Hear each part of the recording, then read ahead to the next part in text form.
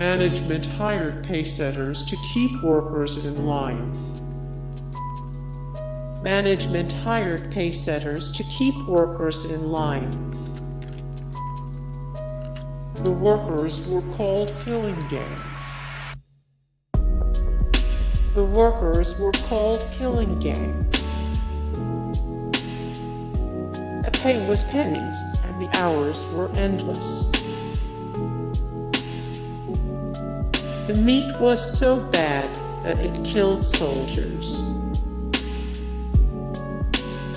Workers' body parts sometimes made it into the cans of meat. Hey guys, thank you so much for the support and likes and comments down below, and also thank you so much for watching, and I look forward to see you in the next video. Then take care, bye.